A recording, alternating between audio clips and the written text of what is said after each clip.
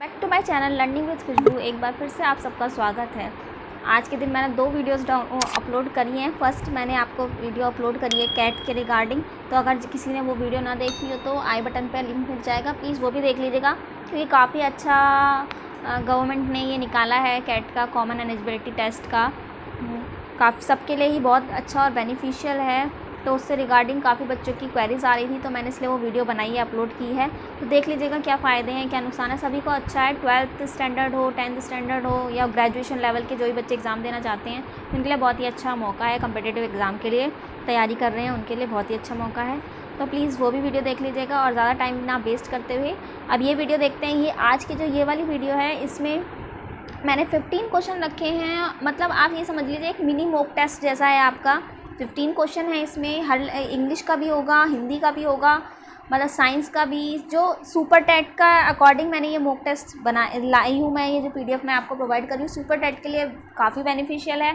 But अगर और भी कोई प्रिपरेशन कर रहे हैं, आपको पता है ना टीचिंग लेवल का एग्ज़ाम जो होते हैं सभी को सेम ही होते हैं, एक जैसे ही क्वेश्चंस आते हैं। तो टीचिंग लेवल के लिए सबके लिए एक जैसे हैं, बेनिफिशियल है सभी के लिए, ओके। बट मेन मैंने ये सुपर टेट के क्वेश्चंस लिए हैं, ओके। तो चलिए स्टार्ट करते हैं और देखते हैं। चलिए फर्स्ट क्वेश्चन है, राष्ट्रीय पाठ्यचर्या के रूपरेखा के उद्देश्य क्या है? बच्चा का सर्वांगीण विकास करना, बच्चे के व्यक्तित्व में शैक्षिक और शहर शैक्षिक पहलुओं का विकास करना। केवल अब इसमें ये 2 दिए गए हैं, इसमें आपको बताना है केवल सेकंड सही है, फर्स्ट सही है, दोनों सही है, ना सेकंड सही है ना फर्स्ट। बताइए क्या होगा? राष्ट्रीय पाठ्यचर्या की रूपरेखा का उद्देश्य क्या है? तो देखिए NCF सभी ने पढ़ा है, तो ये इसके आपको पता ही है दोनों राइट आंसर हैं, ठीक है। तो इसका जो राइट आंसर दोनों हैं तो बोथ आएगा। देखिए अगर आपने NCF अभी भी आपके पास टाइम है, नहीं पढ़ा है तो प्लीज़ पढ़ लीजिए, क्योंकि NCF तो ऐसा है जो हर एग्ज़ाम में पूछा जाता है। NCF के बारे में नेशनल करिकुलम फ्रेमवर्क, उसके आपको पता ही है कि 4 बार ये इम्प्लीमेंट हो गया है, 4 बार आ चुका है। उनके सन आपसे ईयर्स पूछ लिए जाते हैं, तो प्लीज़ पूरा पढ़ लीजिएगा, क्योंकि हर एग्ज़ाम के लिए आपको NCF के बारे में पढ़ना ही पड़ेगा, ओके। अगर आप चाहते हैं कि मैं उस पर वीडियो बनाऊँ तो प्लीज़ कमेंट कीजिएगा, मैं उस पर भी आपके लिए एक वीडियो अपलोड कर दूँगी, ओके। चलिए चलते हैं आगे। सो नेक्स्ट क्वेश्चन है, प्रगतिशील शिक्षा पर जोर, प्रोग्रेसिव एजुकेशन किस पर ज़्यादा जोर देता है? चर्चा करके सीखना, कार्य करके सीखना, रटन करके सीखना, या फिर A और B दोनों? बताइए क्या होगा? प्रगतिशील शिक्षा किस पर जोर देता है? देखिए मैंने आपको बता रखा है कि कोई भी एग्ज़ाम हो, अगर पेडागॉजी रिलेटेड क्वेश्चन है तो आपको पॉजिटिव क्वेश्चन चॉइस करना है, नेगेटिव को हटाना है, ठीक है। आपको कट करना आना चाहिए क्वेश्चन को, कौन सा नेगेटिव क्वेश्चन है उसे हटाकर पॉजिटिव क्वेश्चन की तरफ जाना चाहिए। और ये ज़रूर देखना चाहिए कि नेगेटिविटी पूछी गई है, पॉजिटिविटी पूछी गई है, ठीक है। तो आप इजीली आप हर क्वेश्चन को सॉल्व कर पाएंगे। तो देखिए प्रगतिशील शिक्षा पर जोर दिया तो वो चर्चा करने पर ही जोर देगी और कार्य करके सीखने पर जोर देगी। रटने पे जोर नहीं देता है, हमारा NCF बिल्कुल मना कर देता है, तो इसलिए आंसर D जो होगा इसका राइट आंसर होगा, ठीक है। देन ये देखिए 2 क्वेश्चन आपके साइकोलॉजी से रिलेटेड हैं। अब ये 2 क्वेश्चन आपके आएंगे जो साइंस से रिलेटेड होंगे। बीज अंकुरण की अवधारणा के सबसे अच्छे से सिखाया जा सकता है। जो बीज अंकुरण है, बीज बोना जो जिसे कहते हैं, कि कैसे हम अच्छे से सिखा सकते हैं। है तो ये पेडागॉजी रिलेटेड क्वेश्चन है, बट साइंस का क्वेश्चन है पेडागॉजी का, ठीक है। तो बताइए किसी वर्ग के बीज के कैसे अंकुरित होते हैं, दिखाकर और अंकुरण की प्रक्रिया को समझाकर, या फिर बोर्ड पर चित्र के माध्यम से अंकुरण चरणों को पेश करके, छात्रों द्वारा बीज बोने के विभिन्न चरणों को गतिविधियों के माध्यम से प्रदर्शित करने से। नेक्स्ट है बीज अंकुरण की तस्वीरें दिखाकर। देखिए जो हमारा NCF है या फिर जो हमारा करिकुलम चल रहा है, तो वो हमें कहता है कि कुछ करके सीखने पे ज़्यादा जोर देता है, ठीक है। तो हम उसको बोर्ड से दिखा देंगे तो वो नहीं माना जाएगा, ये तो बिल्कुल गलत है। तो ये छात्रों द्वारा बीज बोने के विभिन्न चरणों को गतिविधि के माध्यम से प्रदर्शित करके, देखिए ये हो सकता है, क्योंकि कन्फ्यूजन भी क्रिएट करता है। वो जो एग्जामिनर है वो कन्फ्यूजन क्रिएट ज़रूर करेगा, आपको ऐसे ही ईजिली नहीं पता है। बोर्ड पर चित्र बनाकर देखिए ये फिर कट जाएगा। B और D आपके कट चुके हैं। A है किसी वर्ग के बीज कैसे अंकुरित होते हैं दिखाकर अंकुरण की प्रक्रिया को समझाकर, तो ये ज़्यादा वैलिड है C से, तो this is a right answer, A इसका राइट आंसर होगा, ओके। चलिए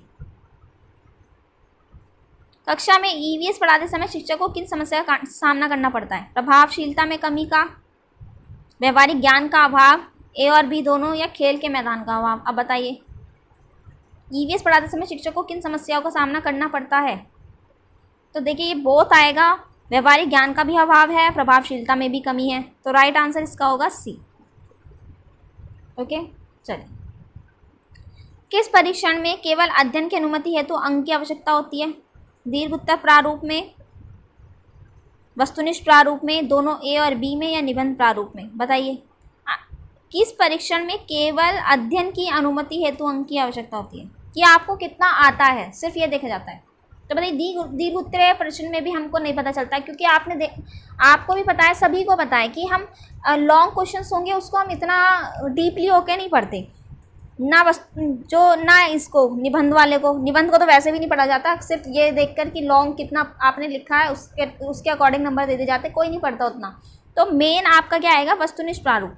जो ऑब्जेक्टिव टाइप क्वेश्चंस हैं उनको, क्योंकि उसमें आपको ये देख लिया जाता है कि आपको कितना करेक्ट आपको आंसर पता है। आप उसमें कुछ ऐसा कुछ नहीं लिख सकते, उसमें ऐसा आप टीचर को हड़बड़ा नहीं सकते कि आपने क्या लिखा है क्या नहीं लिखा है। इसमें तो डायरेक्ट आपको आंसर दिया, आप आंसर देंगे और वो राइट है या रॉन्ग पता चल जाएगा।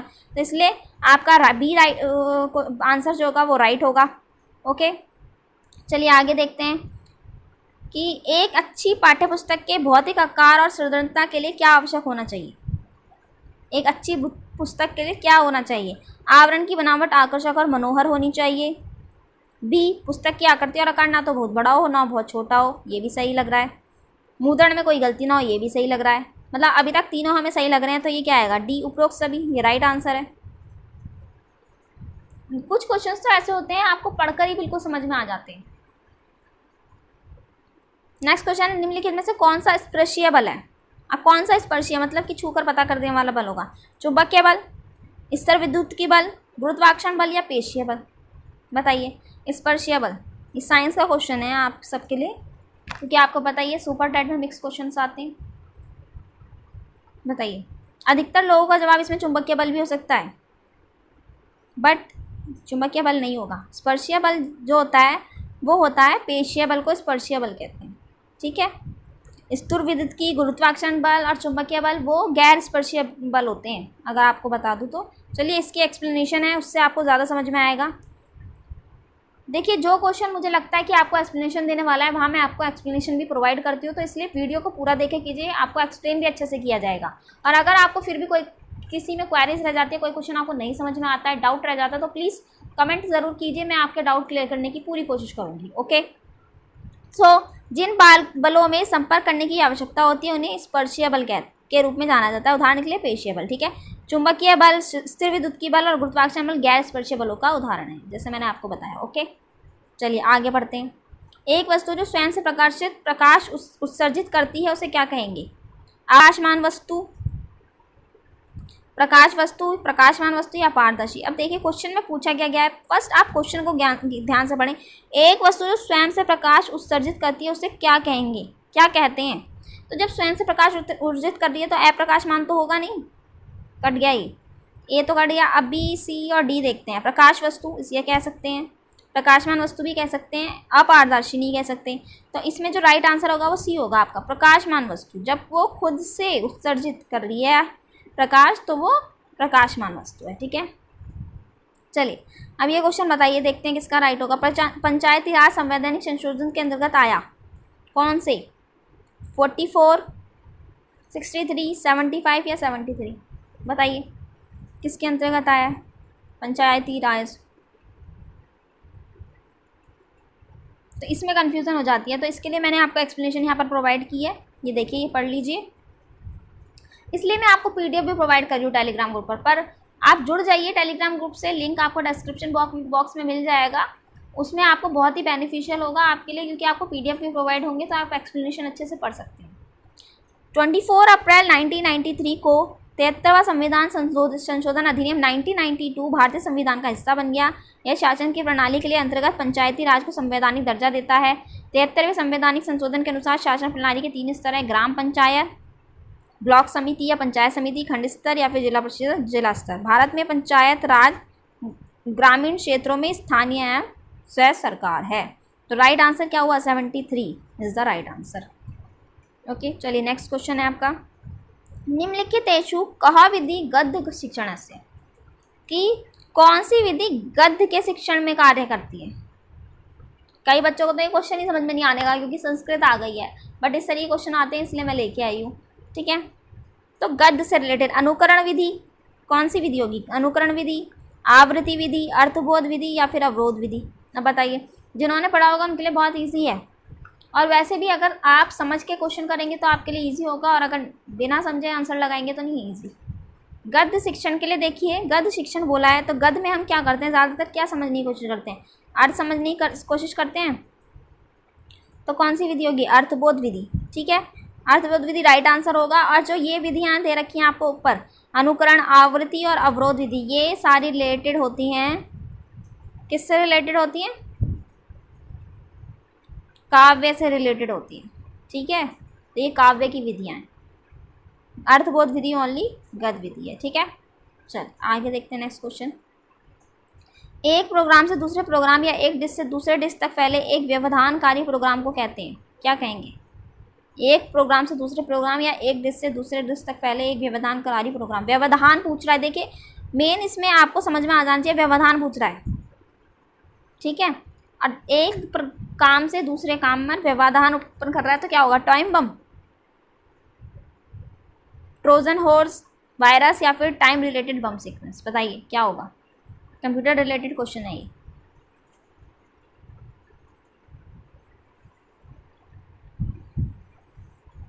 बताइए। तो देखिए व्यवधान उत्पन्न कर रहा है, प्रोग्राम पूछा गया है, तो देखिए क्या होगा? इजी है, वायरस ही तो होगा। राइट आंसर क्या होगा? वायरस। ओके, चलिए आगे देखते हैं। ये देखिए, इसे पढ़ लीजिएगा, इसकी एक्सप्लेनेशन। एक व्यवधानकारी प्रोग्राम जो एक प्रोग्राम से दूसरे प्रोग्राम या डिस्क में दूसरी डिस्क में फैलता है उसे वायरस कहा जाता है। ओके, चलिए नेक्स्ट क्वेश्चन है, syntaxes are important because they determine, क्या करते हैं वो? सिंटैक्सेस मीनिंग ऑफ वर्ड्स हैं, प्रोनाउंसिएशन ऑफ वर्ड्स हैं, order of words in sentence हैं, या ओरिजिन ऑफ वर्ड्स हैं? बताइए क्या है सिंटैक्सेस? बहुत ही इजी क्वेश्चन है, ये तो आता ही है, आपको पता है, ये तो सीटेट में भी पूछा ही जाता है। Syntaxes are important because they are order of words in a sentence. ठीक है, सी इसका राइट आंसर है, और इससे एक्सप्लेनेशन भी मैंने दी है क्योंकि काफ़ी बच्चे हैं जिनको नहीं समझ में आता। Syntax is defined as a set of rules, procedures and principles that helps in the formation of sentences in a language. It derives its importance in English language from the fact that word order which is also governed by syntax, it is very important in this language. तो ये देखिए, ये आ गया है आपका, the word order in sentence determines the relationship between the words hence also meaning. Okay, तो ये आपका आ गया है ऑर्डर इन सेंटेंस। ठीक है, चलिए आगे देखते हैं। Read it aloud to children, जोर से पढ़ना क्या कहलाता? बेनिफिशियल होता है, डिसएडवांटेज है, वेस्ट ऑफ टाइम है, नॉट रिकमेंडेड है। अब इसको देखिए, बताइए इसमें कुछ समझाने की बात है। बेनिफिशियल आएगा राइट आंसर ना, रीडिंग अलाउड तो बेनिफिशियल ही होगा। इसकी फिर भी एक्सप्लेनेशन आप देख लीजिएगा। When one reads at the top of one's voice usually to make other people in a vicinity hear what is being read, is it known as loud reading, is it also known as oral reading? देख लीजिए, इसमें दो question आ रहे हैं, loud reading भी कहते हैं उसको, ओरल रीडिंग भी कहते हैं।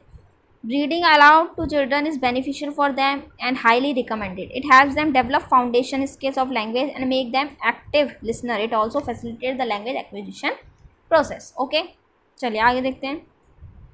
नागपुर शब्द व्यक्तिवाचक संज्ञा है क्योंकि यह एक क्या है? शहर है, स्थान विशेष का नाम है, महाराष्ट्र राज्य में है, यहाँ संतरे अधिक पैदा होते हैं। अब बताइए इन दोनों में कन्फ्यूज़ होगा, कन्फ्यूज़न जो होगी बच्चों को इन दोनों में होगी। नागपुर शब्द व्यक्तिवाचक संज्ञा है या क्योंकि यह एक शहर है, या स्थान विशेष का नाम है? तो देखिए इसमें मेन आएगा, शहर से हमें कोई रिलेटेड नहीं है, जब व्यक्तिवाचक संज्ञा पूछा है तो ये एक स्थान विशेष का नाम है, इसलिए है ये व्यक्तिवाचक संज्ञा। ओके, चलिए अब ये लास्ट क्वेश्चन है आपका, गायन शब्द का निम्न में से कौन सा सही संधि विच्छेद है? गायन, गे प्लस अन, गे प्लस अन या गए प्लस अन? बताइए। गायन।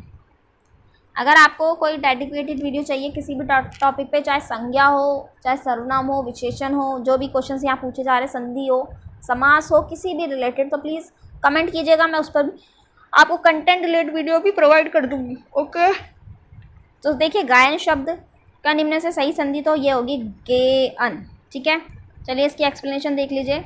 गायन शब्द का संधि विच्छेद गे प्लस अन, क्योंकि ये क्या है, स्वर संधि है। ए प्लस आ आए, आदि स्वर संधि ए या अय के बाद कोई भिन्न स्वर आए तो ये वाला होता है। ये आदि संधि का उदाहरण दे दिया गया है आपको। ओके, चलिए बस आज के लिए इतने ही क्वेश्चंस थे।